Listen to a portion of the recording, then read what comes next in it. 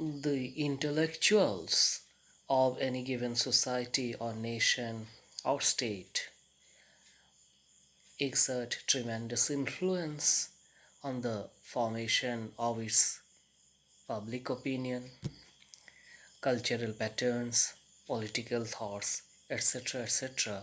And often their influence go beyond their territories of political belonging.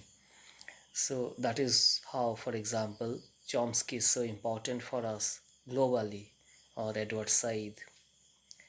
Now, though there is no commonly agreed definition, perhaps, of what or who, you know, are the intellectuals, basically we can think about a working definition.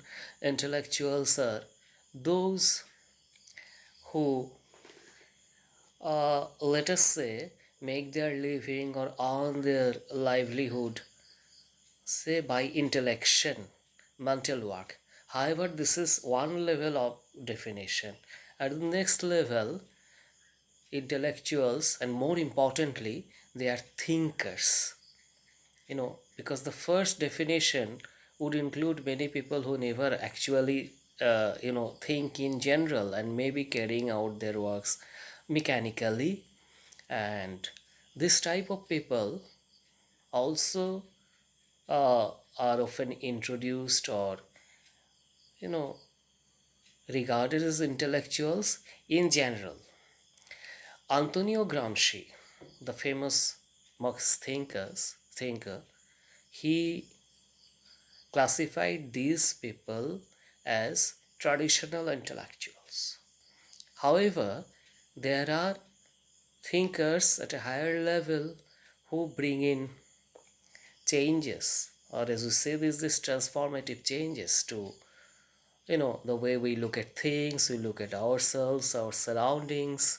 So they are what Gramsci called the organic intellectuals.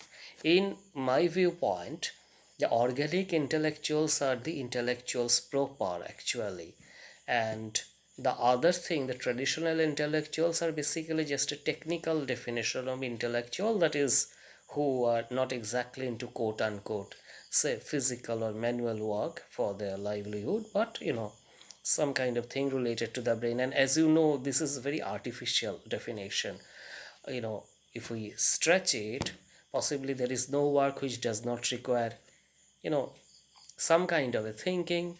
At the same time, there is no work which does not require some kind of a physical exertion, more or less. So that's why we'll stick to the second thing, basically, that organic intellectuals, for our purpose, those intellectuals who make us think about ourselves afresh and not just reproduce what has been said in this book, that book, this or third, which are of course very important, but at the same time also give us leads to go beyond that, add to that, and if necessary, challenge that.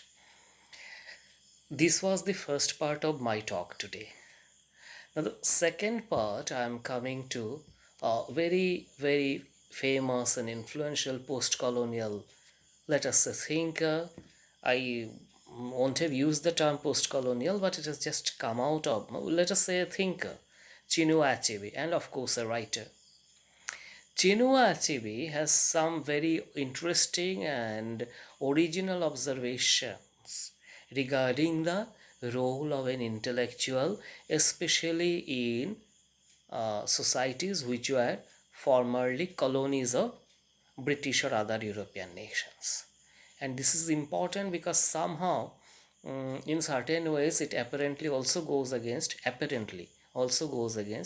Gramsci's definition of, say, organic intellectual and elevation of organic intellectual as intellectual proper. Achebe, in a very famous piece of writing which was actually delivered as a lecture in the Leeds Commonwealth Conference, he said that the pattern that the intellectuals follow, or are they are expected to follow by people in European societies. Here there is a nuance I'm telling you. Basically Achebe meant artists, writers, but I'm expanding it to mean intellectuals. So because more or less for our purpose here, they are same. It is not to say that all intellectuals are writers or all writers are intellectuals, but within our chosen context, they can be mutually interchangeable, because what Achebe said about writers in African situation or other colonial, former colonies, will also be applicable to intellectuals. He says in Europe, or let us say in the West, the intellectual or the artist, the novelist, they are generally seen as people who live on the fringes of society. They are given societies. They are away from their societies. They look at their societies from a distant point of view, try to critique it, go against it, etc. etc. That is what Gramsci meant by organic intellectuals. And they have typical looks also, like beard and all this. I'm wearing, but this is what he has said.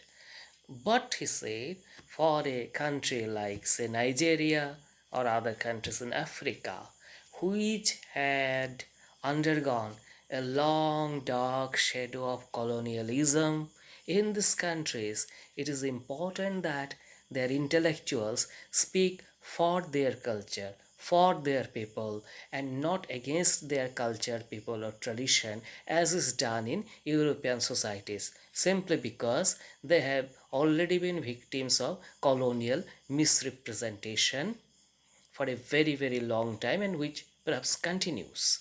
So, this is the distinction that Achebe makes between the role of a writer in European society, expected role, let us say, and that of a writer in a, say, African society, or we may say, Indian society.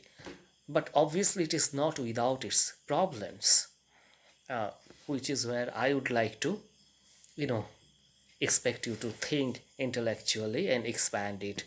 You know, can or should a writer or thinker or whatever, you know, justify everything or represent everything positively that had been part of their culture, simply because they have been victims of colonial oppression and misrepresentation? That perhaps can be a question for further debate. Thank you so much.